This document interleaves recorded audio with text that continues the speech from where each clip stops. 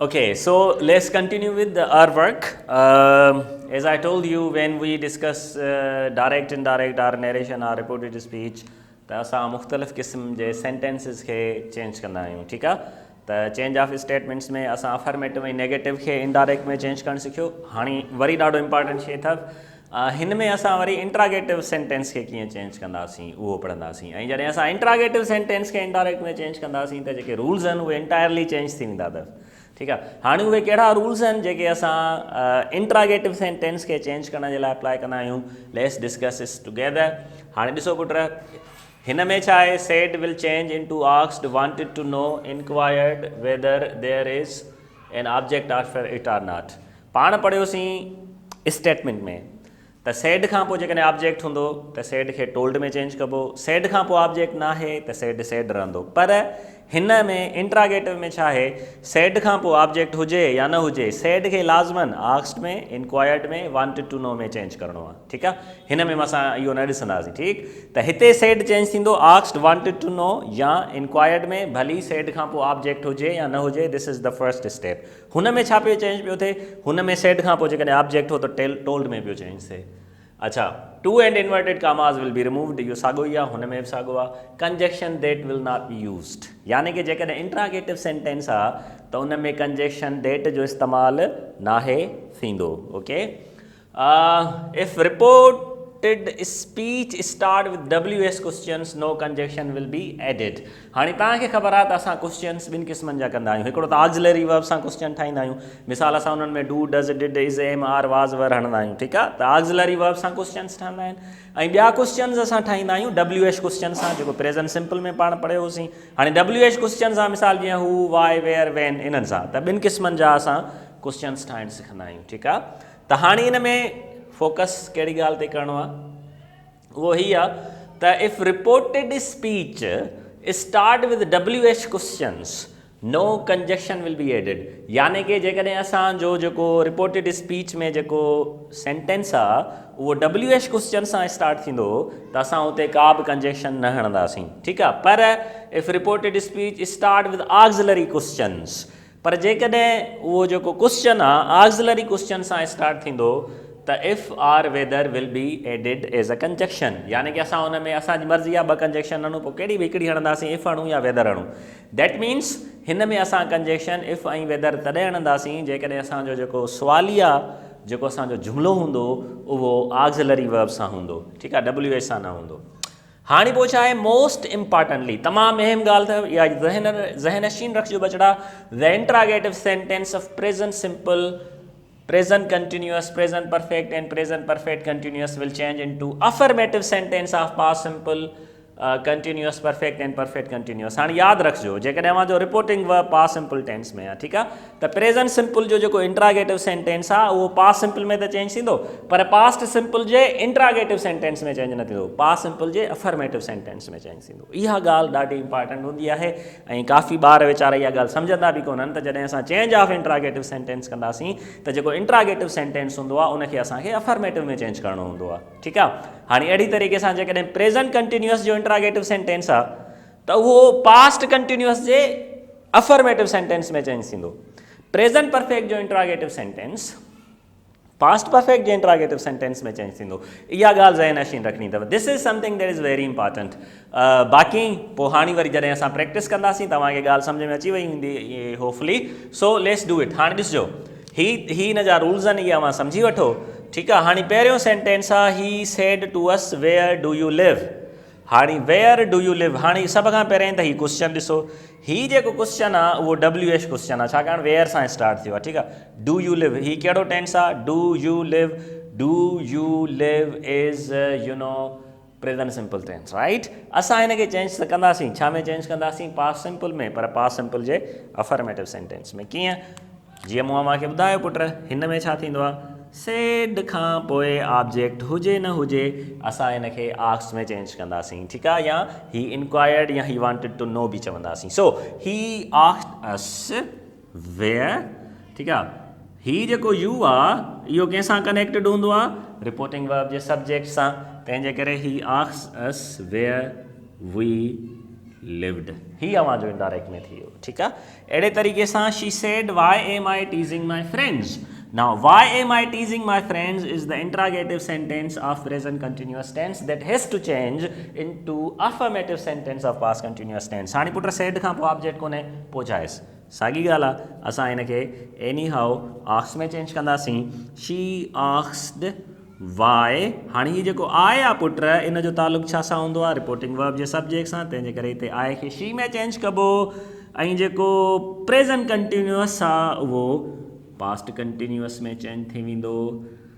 त जेकॾहिं असां आहे खे शी में चेंज कयो त माए खे हर में चेंज करे जुमिलो ठाहे छॾींदासीं. हाणे सेंटेंस आहे she said why am I teasing my friends.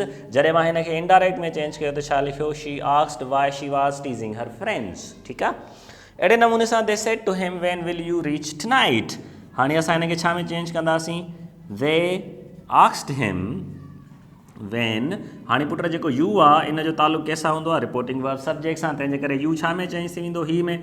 विल छा में चेंज थींदो? वुड में. ऐं रीच रहंदो. ऐं तव्हांखे ख़बर आहे टू नाइट छा में चेंज थींदो आहे? दैट नाइट में. ऐं असां हिनखे दैट नाइट में उन करे चेंज कंदासीं छाकाणि रिपोर्टिंग वर्ब पास्ट सिंपल में आहे, प्रेज़ेंट सिंपल, फ्यूचर सिंपल ऐं प्रेज़ेंट परफेक्ट में हुजे हा त असां टू नाइट खे टू नाइट ई रहण ॾियूं आहे. ओके. हाणे असां अचूं था हीउ जेको ॿियो पार्ट जेको पुट पाण सम्झोसीं. ही जेके टे सेंटेंसिस आहिनि शुरूआती, इन में जेके क्वेश्चन्स आहिनि WH क्वेश्चन्स सां स्टार्ट कया आहिनि ऐं हिन में असां ऑक्सिलरी वर्ब सां स्टार्ट कया आहिनि. मिसाल, I said to them are you staying here tomorrow. त हाणे जॾहिं मां हिनखे चेंज कंदुमि त छा लिखंदुमि?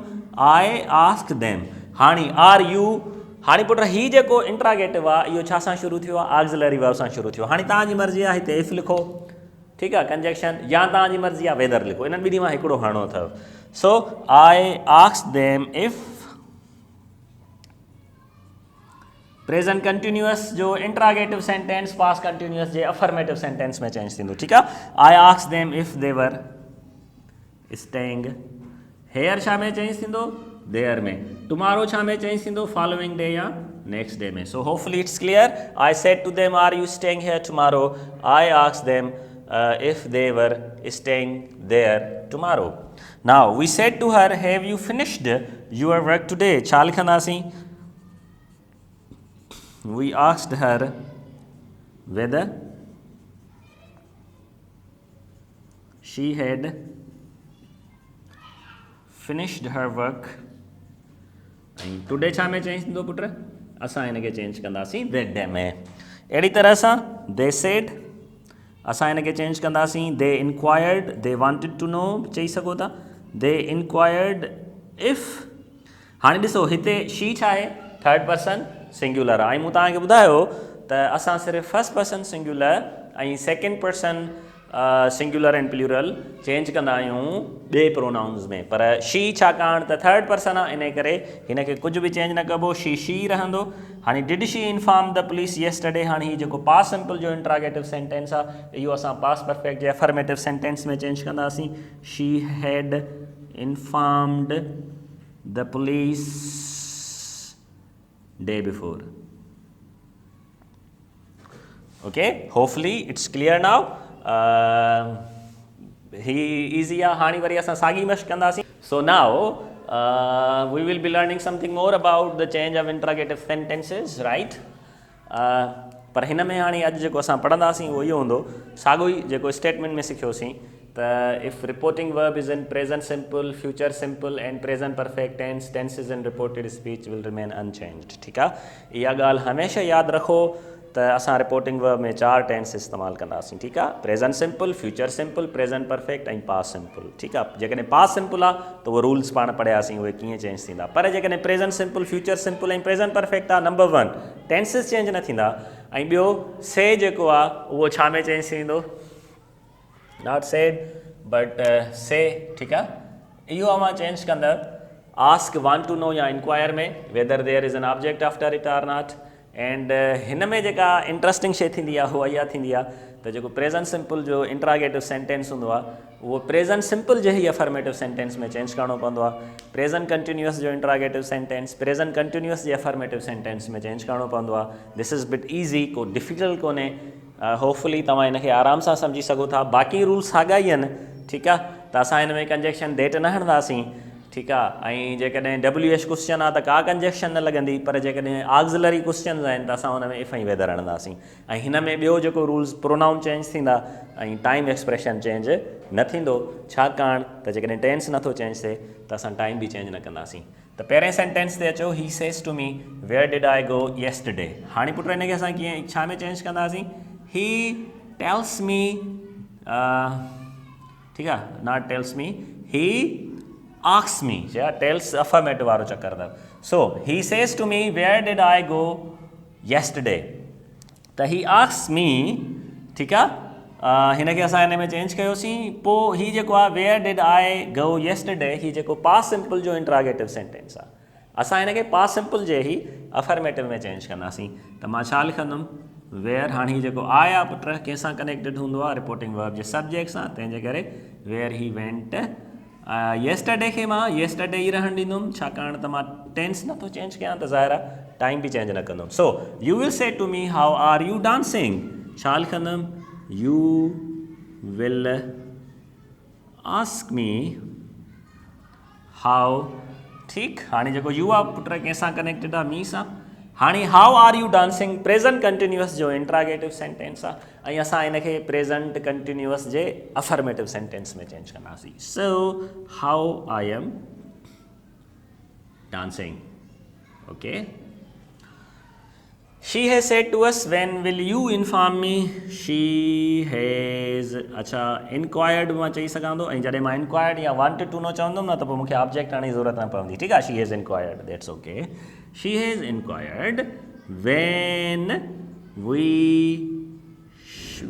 will same ई रहंदो, ठीकु आहे, पर अफर्मेटिव में चेंज करिणो आहे सिर्फ़ु when we will या shall inform, ऐं मी छा में चेंज थी वेंदो? हर में चेंज थी वेंदो, okay. Now they say does she wash the dishes carefully, हाणे हिते छा लिखिबो? they ask if हणंदासीं, छो? छाकाणि जेको इंट्रागेटिव सेंटेंस आहे उहो ऑक्ज़िलरी वर्ब सां स्टार्ट थियो। does she wash the dishes carefully, इहो प्रेज़ेंट सिंपल जो इंट्रागेटिव सेंटेंस आहे, ऐं प्रेज़ेंट सिंपल जो इंट्रागेटिव सेंटेंस असां चेंज कंदासीं प्रेज़ेंट सिंपल जे अफर्मेटिव सेंटेंस में। त छा लिखंदासीं? they ask if शी जेको आहे थर्ड पर्सन आहे, चेंज न थींदो, इनखे एज़ इट इज़ लिखंदासीं।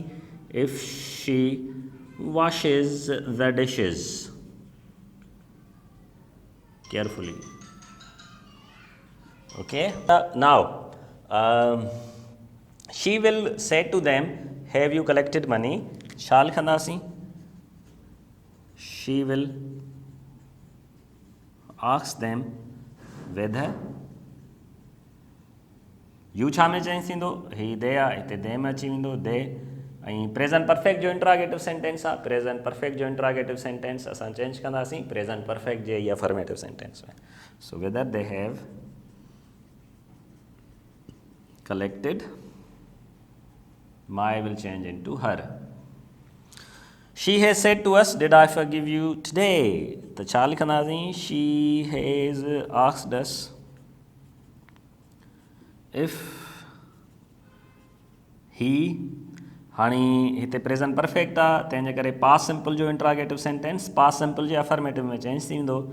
छा लिखंदासीं? If he forgive us, today today ई रहंदो, छाकाणि जेकॾहिं टाइम चेंज टेंस चेंज नथो थिए टाइम चेंज न कंदासीं, ठीकु आहे।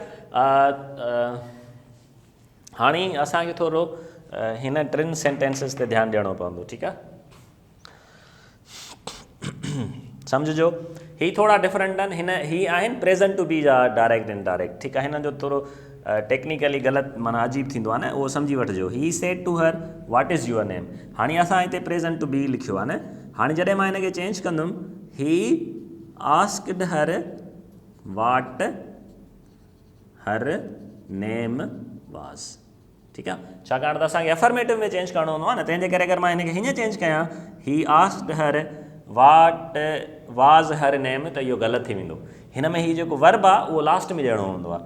He asked her what her name was, ठीकु आहे। You said to them what was your caste, त सेम छा लिखंदासीं? यू आस्क्ड देम वाट, हाणे यूअर छा में चेंज थी वेंदो? देयर में, देयर कास्ट। असां हितां छा लिखंदासीं? वाज़ छा में चेंज थींदो आहे? तव्हांखे यादि आहे?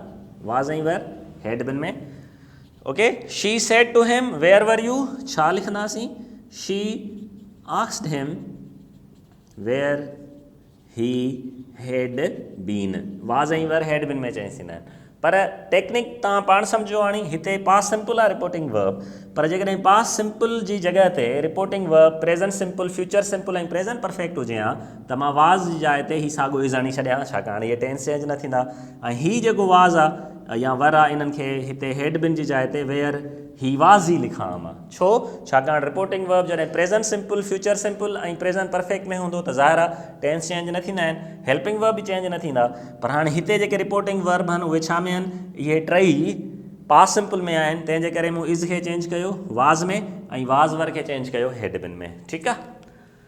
पोइ हाणे थोरी घणी प्रैक्टिस कंदासीं पाण जेके शयूं पढ़ियूं आहिनि, ऐं इन सां गॾु होपफुली अव्हांखे इहा ॻाल्हि सम्झ में आई हूंदी त हीउ सॼो चकर छा आहे डायरेक्ट ऐं इनडायरेक्ट जो, ॾाढी कॉन्सेप्चुअल आहिनि, ॾाढा ईज़ी आहिनि, हरू भरू ॿार वेचारा डिॼंदा आहिनि,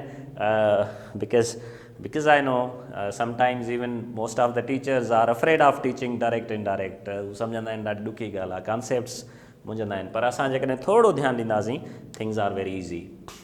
त हीअ पुट मूं 8 जुमिला लिखिया आहिनि, प्रैक्टिस था कयूं ही जेके इंट्रागेटिव जा रूल्स सिखिया आहिनि।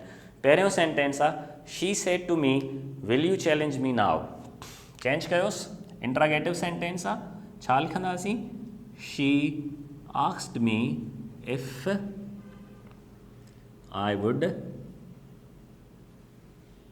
challenge her, now छा में चेंज थी वेंदो, देन में, होपफुली पुट इहा ॻाल्हि तव्हांखे सम्झ में अची वई हूंदी त जेको सेकेंड पर्सन आहे यू, इन जो तालुक़ु रिपोर्टिंग वर्ब जे ऑब्जेक्ट सां, ऐं हीउ जेको मी फर्स्ट पर्सन आहे इन जो तालुक़ु रिपोर्टिंग वर्ब जे सब्जेक्ट सां आहे। ओके, ही सेज़ डू दे बीट हर इन पार्टी, हाणे असां छा लिखंदासीं, ही आस्क्स इफ, ओके, हाणे दे छा आहे, जेको दे आहे इहो थर्ड पर्सन आहे, मूं तव्हांखे ॿुधायो त पुट थर्ड पर्सन जेके आहिनि प्रोनाउन चेंज न थींदा आहिनि, तंहिंजे करे मां दे खे एज़ इट इज़ लिखंदुमि, इफ़ दे बीट, ऐं हर बि छा आहे थर्ड पर्सन आहे, मां हिन खे चेंज न कंदुमि, in the party. Okay, she said where do I keep my books, छा लिखंदासीं, शी वांटेड टू नो या she inquired where she kept her books। हाणे हिते जेको प्रेज़ेंट सिंपल जो इंट्रागेटिव सेंटेंस आहे इन खे मूं पास्ट सिंपल जे अफर्मेटिव सेंटेंस में चेंज कयो।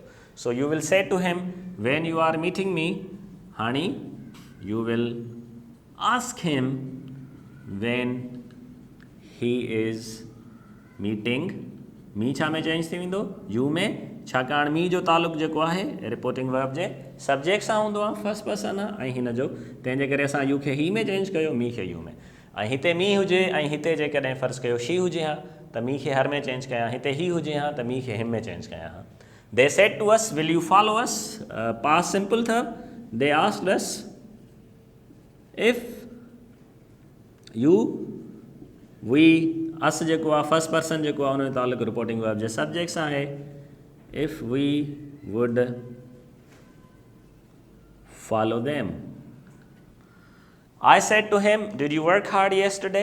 छा लिखंदासीं, I asked him whether he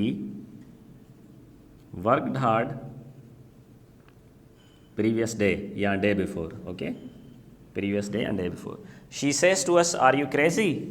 She asks us if we are crazy, okay, and he said to them, what is your problem? ही आखिर वारो रूल जेको पाण पढ़ियोसीं, he asked them what their problem was, okay।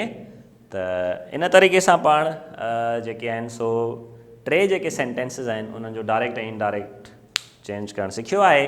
हिकिड़ो आहे affirmative, ॿियो आहे negative ऐं टियों आहे इंट्रागेटिव। इन खां अलावा पाण ॿ स्ट्रक्चर पढ़ियासीं त कीअं जेकॾहिं reporting verb present simple, future simple, present perfect में आहे त टेंस चेंज नथा थियनि, ऐं जेकॾहिं रिपोर्टिंग वर्ब पास्ट सिंपल में आहे त पोइ टेंस कीअं चेंज था थियनि। सो होपफुली ही ॻाल्हि अव्हांखे सम्झ में अची वई हूंदी।